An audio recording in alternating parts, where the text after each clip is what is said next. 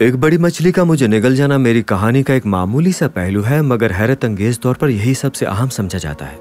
बज़ाहिर मेरी कहानी एक बड़ी मछली की एक दास्तान ही है, जब तक कि मैं इसका तारीखी पस मंजर न दे दूं।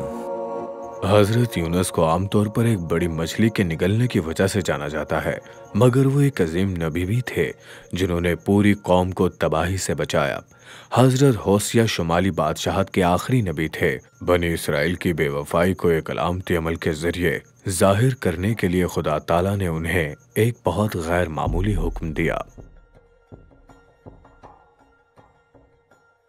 बनी इसराइल की सल्तनत ने बादशाह हजरत दाऊद के दौर में अपनी पूरी अजमत हासिल की, जिन्होंने इर्द गिर्द की तकरीबन तमाम अक़वाम को फतह किया। उनके बेटे बादशाह हजरत सुलेमान की हुकूमत के बाद मुल्क दो हिस्सों में तकसीम हो गया, शुमाली और जनूबी बादशाहत। तब से शुमाली बादशाहत इक्तिसादी, फौजी और रूहानी तौर पर जवाल का शिकार हो गई। मैंने उस दौर में आंख खोली जब हजरत दाऊद बादशाह की शान और शौकत को 2 सदियां गुजर चुकी थी, जब शुमाली बादशाहत की अजमत महज एक साया बन चुकी थी। जब शुमाली सल्तनत का जवाल आया, खित्ते में एक जाबिर कुव्वत सर उठा रही थी, अशूरी सल्तनत। ये लोग इंतहाई जालिम लोग थे, दुश्मनों पर जरा भी रहम न दिखाते थे। मुझ पर यह वाज़ेह था कि उनका अगला हदफ इसराइल बनने जा रहा है।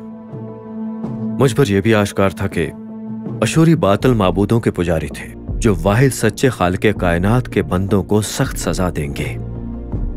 खौफ नहीं, हैबत कह लीजिए। तो यह खौफ और हुज़न की कैफियत थी। खुदा ताला ने मुझे नैनवा जाकर दावत का हुक्म दिया, जो अशूरी सल्तनत का दारुल हुकूमत था। मैं खुशकिस्मत होता अगर मुझे पकड़कर सौंपते देकर मारा जाता। बदतरीन सूरत हाल में नैनवा के लोग तौबा करते और वो सजा ना पाते, पर मैं चाहता था वो रूए जमीन से मिट जाएं। मेरे ख्याल में सबसे महफूज रास्ता यही था, मगर फिर भी दोनों सूरतें नागवार थीं। मैंने फरार का फैसला किया खुदा ताला से। मैंने सोचा किसी ऐसे मुल्क हिजरत कर जाऊं जो अशूर से काफी दूर हो। मैंने याफा से, जो इसराइल की साहिली बंदरगाह थी, तरसीस जाने वाले एक जहाज में सवारी कर ली, जो दूर दराज इलाका था। खुशगवार सफर था, अच्छा मंसूबा था, जब तक कि तूफान ना आया। खुदा ताला ने मेरे जहाज को रोकने के लिए जबरदस्त तूफान भेजा। खुदा के गजब को ठंडा करने और मुकम्मल तबाही से बचने के लिए मल्लाहों ने मुझे समंदर में फेंक दिया। खुदा ताला ने मेरी मदद की, मुझे यकीनी डूबने से बचाया और मुझे एक बड़ी मछली ने निगल लिया। मैंने उस मछली के बतन में 3 दिन और 3 रातों तक दुआ की। इसने मुझे साहिल पर उगल दिया, खुशकी पर, जिंदगी की तरफ। खुदा ताला ने फिर नैनवा जाने का हुक्म दिया और इस दफा मैं वहां गया। अशूरियों का शहर नैनवा बहुत ही अजीम था। मैं वहां की गलियों में चला और सिर्फ 1/3 हिस्सा देख सका। मैंने दावत देना शुरू किया। खुदा के हुक्म से ऐलान किया कि नैनवा का शहर 40 दिनों में अजाब का शिकार हो जाएगा। अहले नैनवा ने मेरा यकीन किया, माना कि यह खुदा का कलाम है। उन्होंने तौबा की, रोजे रखे, वो अपने अमाल पर नादिम हुए और फिर वही हुआ जिसका मुझे खदशा था। खुदा ताला ने मेरे 1,20,000 दुश्मन अशूरियों को माफ कर दिया। खुदा ताला ने देखा कि उन्होंने बुरे अमाल से तौबा की, तो इसलिए उसने अपना वादाशुदा अजाब उन पर ना भेजा। मैं हैरत में था, बल्कि बहुत गुस्से में था। महज नाराज नहीं, मैं अंदर से बेफर रहा था। मुझे इल्म न था, मगर खुदा ताला ने मुझे तारीख के एक अजीम लम्हे पर मुंतखब किया था। मैंने उस मौके को पूरी तरह से जाया कर दिया था। हाँ, मैं जरूर नैनवा को तौबा की तरफ ले आया, मगर अफसोस मैं वहां ना रुका कि उन्हें खुदा पर मुस्तकिल ईमान और तकवा होता। अगर मैं ऐसा करता तो शायद वो आने वाले दिनों में बनी इसराइल के साथ इतना हौलनाक बर्ताव ना करते, जब उन्होंने शुमाली सल्तनत को पूरी तरह बर्बाद कर दिया। मेरी खुदगर्जी ने, खुदगर्ज रवैये और अंदरूनी तलखी ने मेरे हमवतनों बनी इसराइलियों को बहुत तकालीफ पहुंचाई, अनगिनत जाने गई। एक बुज़दिल की बजाय जो भागते हुए एक बहुत बड़ी मछली के पेट में जा छुपा, मैं ऐसा नमूना बन सकता था जिसके बारे में बहुत सदियों बाद जनाब मसीह ने जिक्र किया, जब उन्होंने फरमाया, अपने दुश्मनों से मोहब्बत रखो और अपने सताने वालों के लिए दुआ करो। हजरत आमूस और हजरत होसिया वो बरगज़ीदा अंबिया थे जिन्हें शुमाली सल्तनत के एक मुनफरिद तारीखी दौर में पैगाम इलाही सौंपा गया था। तब कौम को ज़ाहिरी मुआशी तरक्की और सियासी इस्तेहकाम भी मिला था। युरबाम दोम के दौरे हुकूमत में शुमाली सल्तनत ने आर्जी तौर पर शाम, मुआब और ओमून जैसे इलाकों पर दोबारा तसल्लुत कायम कर लिया था और बज़ाहिर सल्तनत में अमन व आसूदगी की फिजा कायम हो चुकी थी और ज़ाहिरी तौर पर सब कुछ अच्छे से चल रहा था। और हमेशा आसूदगी में लोग अंबिया की तंबीहात और नसीहतों पर गौर करते ही हैं। हजरत आमूस और हजरत होसिया शुमाली सल्तनत के लिए भेजे गए यूं कहले आखिरी अंबिया में से थे। खुदा ताला ने उन्हें मुख्तलिफ असलूब अता फरमाए, लेकिन पैगाम एक ही था, यानी अगर कौम शिर्क और झूठे माबूदों को तर्क करके वाहिद और यकता खुदा की तरफ नहीं लौटती तो उन्हें अज़ाबी इलाही का सामना करना पड़ेगा और सल्तनत तबाह कर दी जाएगी। ये पैगाम उन दोनों में मुश्तरका था। ताहम अक्सर औकात खुशहाली के औकात में ऐसा होता रहता है कि मुआशी बिगाड़, गरीबों बेसहारा तबकात पर जुल्म और सितम आम होता चला जा रहा था और उन लोगों पर भी जो लोग माली तौर पर आसूदा नहीं थे, वो नाजायज लज्जतों और गैर इखलाकी तफरीहात में महव होकर खुदा ताला को मुसलसल नजरअंदाज कर रहे थे। इसी असना में उशूरी सल्तनत वुसअत की दहलीज पर खड़ी थी और शुमाली बादशाहत उनके ऐन निशाने पर मौजूद थी। और जब लोग अपनी फलाह और हिफाजत के लिए युरबाम की हुकूमत की तरफ माइल हुए तो खुदा ताला ने आमूस को मबूस किया। अब हजरत आमूस दरबारी नबी नहीं थे बल्कि जनूबी सल्तनत के एक चरवाहे थे और जनूबी सल्तनत के एक इंजीरों के बागबान भी। और खुदा ताला ने उन्हें हक के पैगाम के साथ शुमाली सल्तनत में भेजा, खुसूसन सामरी और बैतल जैसे बड़े शहरों में। हजरत आमूस ने कौम को खबरदार किया कि युरबाम दोम की ये ज़ाहिरी खुशहाली जल्द सवाल पजीर हो जाएगी और उन्हें बताया कि हिफाजत सिर्फ खुदा ताला पर ईमान रखने से आएगी, न कि किसी हुकूमत पर भरोसा करने में। उन्होंने लोगों को ये भी याद दिलाया कि बंदों के अमाल के निगरान सिर्फ खुदा ताला ही हैं। उन्होंने ये भी फरमाया कि खुदा ताला को महज रस्मी इबादत या ज़ाहिरी कुर्बानियों से खुशनुदी हासिल नहीं होती, बल्कि वो अदल और मुआशरती इंसाफ को पसंद फरमाते हैं। उन्होंने इन लोगों का खुदा ताला से अहद भी उन्हें याद दिलाया जिसमें रास्ते की जिंदगी और पाकबाज अमाल होना चाहिए थे, ये कि महज ज़ाहिरी रसूमात नहीं बल्कि तकवा, रास्त किरदार और खालिस नियत पर मबनी खुदा ताला उनसे इबादत चाहते थे और सिर्फ उनकी इबादत। उन्होंने दो टोक अंदाज में खबरदार भी किया कि अगर शुमाली सल्तनत के लोग अपने अमाल से फौरन और पक्की तौबा नहीं करते तो खुदा ताला की गिरफ्त फौरी और सख्त होगी। जब खुदा ताला ने देखा कि शुमाली सल्तनत के लोग वाज़ी और बराह रास्त नसीहतों को नजरअंदाज कर रहे हैं तो उसने एक निराला और यूं कह ले कि पुरअसरार तरीकाए दावत इख्तियार किया। इसके लिए इशारों के जरिए से खुदा ताला ने हजरत होसिया को हुक्म दिया कि वो अपनी जिंदगी को एक जीती जागती निशानी बना दे। उनकी जिंदगी के हर अमल और हर तरह के रद्द अमल में जो कह ले कि उनकी जिंदगी के हर पहलू में कुछ बहुत ही बामानी निशानियां मौजूद थी। हजरत होसिया मेरे शौहर थे और हाँ, वो नबी बनना नहीं चाहते थे। उनके नबी के तौर पर तरबियत भी नहीं की गई थी, पर जब खुदा ताला ने उन पर वही नाजिल फरमाई और उनसे कलाम किया, उन्होंने इताअत की, कामिल इताअत। खुदा ताला ने उन्हें मुझसे शादी का कहा। मेरे साथ नहीं, मेरा मतलब है कि मेरे जैसी किसी भी औरत से। होसिया को मुआशरती तौर पर किसी बदकिरदार औरत से शादी का कहा गया था जो बेवफाई की शोहरत रखती और उन्होंने सही इंतखाब किया। मेरे वालिद को बहुत खुशी हुई थी कि उनकी मेरे जैसी बदनाम बेटी की शादी होने जा रही थी।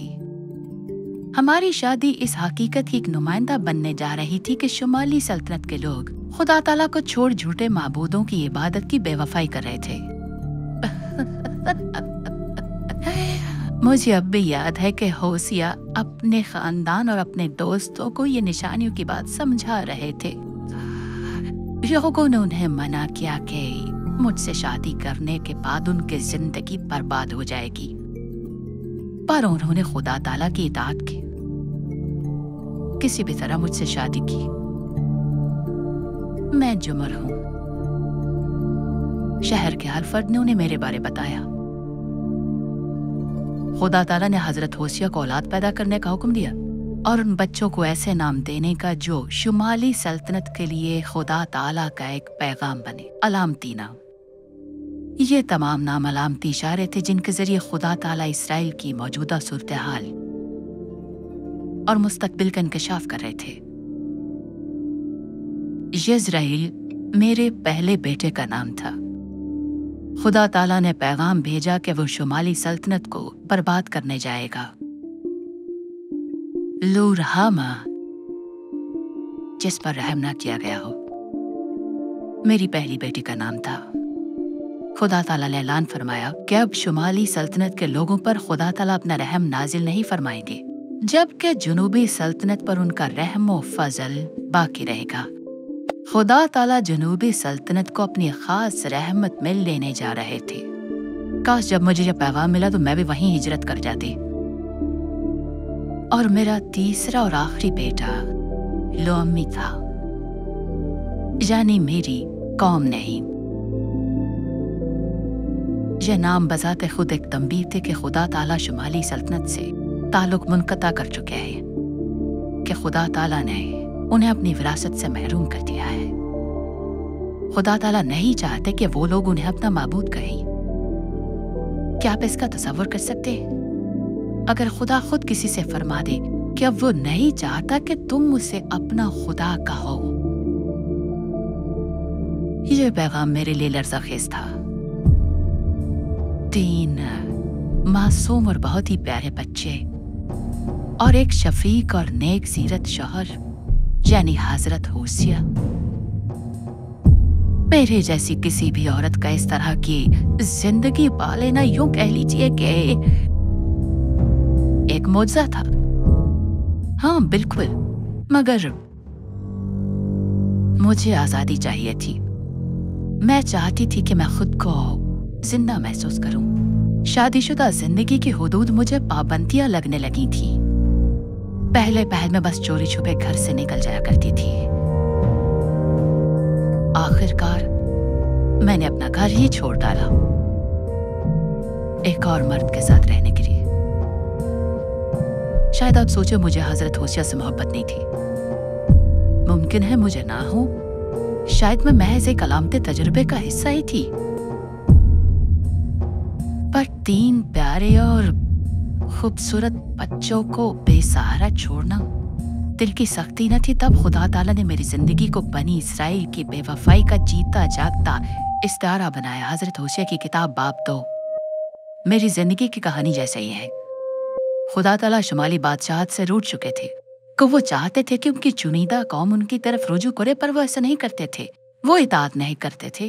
वो दिल से खाली, वफा से महरूम और रूहानी तौर पर मुर्दा हो चुके थे, बिल्कुल मेरी मानिंद। अनमोल और पाकीज़ा चीज को छोड़ उन्होंने बेमानी चीजों को इख्तियार किया। कितनी हिमाकत थी ये! ला सवाल मोहब्बत, बेपाया फजल, सब रद्द कर दिया उन्होंने। फिर नाकाबिल यकीन तौर पर हजरत होशिया मेरे दरवाजे पर आ खड़े हुए। मुझे उस शख्स से खरीदा जिसके साथ मैं रहती थी।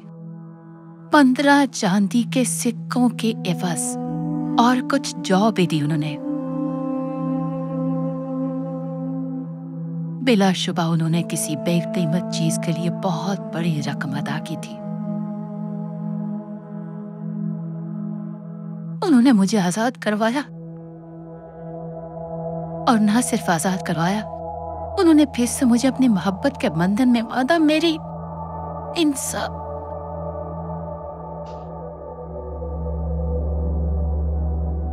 हजरत होशिया ने मुझसे मोहब्बत की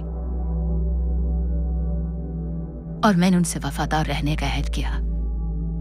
हमने एक दूसरे से वफा का अहद बांधा। मगर चूंकि मेरी शादी शुमाली सल्तनत की बेवफाई की अलामत थी, तो आप अंदाजा लगा सकते हैं कि शायद मैं भी वफादारी पर कायम न रह सकी और बहर गई। जैसा कि शुमाली सल्तनत ने मेरे शौहर के अलामती पैगामात को यकसर मुस्तरद कर दिया, तो उसी तरह उनकी जुबानी नबुव्वतों को भी रद्द कर दिया उन्होंने खुदा ताला वाहिद और यकता खुदा को रद्द किया जो उनसे मोहब्बत करता था और उसकी बजाय उन्होंने झूठे माबूदों की परस्तिश की। खुदा ताला का शुमाली सल्तनत के बारे में सब्र खत्म हो गया। 2 सदियों पर मुहित इल्म दरगुजर के बाद अशूरी लोगों ने शुमाली बादशाहत को शिकस्त देकर उसके ज्यादातर इलाकों पर कब्जा जमा लिया था और 3 बरस के मुहासरे के बाद उन्होंने शुमाली बादशाही के दारुल हुकूमत सामरिया पर कब्जा किया, यानी अपनी शुमाली सल्तनत की फतह को पूरी तरह से मुकम्मल कर लिया। उन्होंने शुमाली बादशाहत के अक्सर बाशिंदों को मुख्तलिफ छोटे छोटे बिखरे हुए इलाकों की तरफ जिला वतन कर दिया जो अशूरी सल्तनत के मुख्तलिफ हिस्सों में फैले हुए थे। जल्द ही उन लोगों ने उनकी मजमूई शनाख्त को पूरी तरह खत्म कर दिया। अशूरियों ने अपने ही लोग शुमाली बादशाहत के इलाकों में आबाद कर दिए और इन अशूरियों ने बहुत जल्द उन साबिका बाशिंदों की रसूमात और मजहब को पूरी तरह से अपना लिया। उनसे शादी ब्याह भी करने लगे। वक्त गुजरने के साथ साथ ये लोग समारियों के नाम से जाने जाने लगे। तो खुदावंद ताला ने शुमाली बादशाहत को मुकम्मल तौर पर तबाह क्यों नहीं दिया? किताब मुक़द्दस वाज़े तौर पर बताती है कि ये इसलिए हुआ क्योंकि लोगों ने खुदा ताला के खिलाफ गुनाह किए। तुम्हारे बारे में तहम्मुल करता है इसलिए कि किसी की हलाकत नहीं चाहता, बल्कि ये चाहता है कि सबकी तौबा तक नौबत पहुंचे। लेकिन खुदावंद ताला का दिन चोर की तरह आ जाएगा। ये बातें इंजील शरीफ में हजरत पतरस ने कही थी, मगर यूं लगता है कि ये मेरे लिए कही गई हों और शुमाली सल्तनत के लिए, शायद आपके लिए भी। खुदा ताला बहुत साबिर है, मगर बिलाखिर वो भी बेवफा दिलों से तंग आ जाते हैं।